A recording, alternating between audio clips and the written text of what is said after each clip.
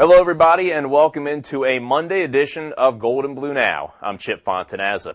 Well, the Mountaineers are coming off of a successful weekend in Morgantown after they knocked off the Cincinnati Bearcats in overtime. West Virginia now has a 5-2 record in the Big East Conference, and they are tied for third place along with Cincinnati and Marquette. Now, West Virginia has another tough stretch coming up this week. On Wednesday, they travel to Madison Square Garden to take on the St. John's Red Storm, and then Saturday, they head up north to Syracuse to take on the top-ranked Syracuse Orange. Now, at the beginning of the season, there were obviously a lot of new faces, and the Mountaineers didn't really know what to expect with this team, but one thing is for sure, that if you look at their roster, they are a lot more mature than what it shows. It shows 7 freshmen, but at the end of the day, they starting to mature, and they're maturing a lot down the stretch, and exactly when we need them in Big East play.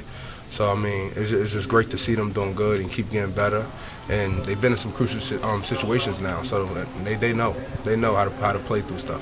Tell you the truth, I didn't know where we was gonna be. We was just playing hard, working hard, and we second in the Big East. Now, one freshman who has been stepping up all season for West Virginia and certainly hasn't been playing like a freshman is guard Gary Browne. He hit a big three-point shot to tie the game against Cincinnati this past weekend, and his high school Arlington Country Day was in Morgantown this weekend to take part in the Remember the Miners Mountaineer Showcase. Browne's high school coach Rex Morgan said he's proud of what Browne has done at WVU. I knew that Gary was going to work hard, and he was going to be one of the hardest workers there. He got a great attitude. I knew everybody on campus was going to like him. He's just a very personable kid.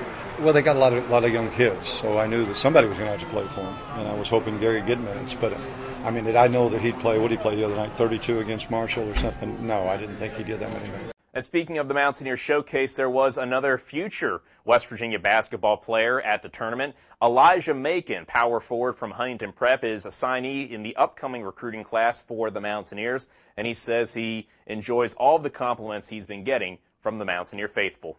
I've been getting that since my sophomore year, but it's better now that I'm signed, and I only got a couple more months left before I'm on campus, so it's even better now. You know that feeling before you leave off to school or whatever, that kind of the pressure, but it's coming.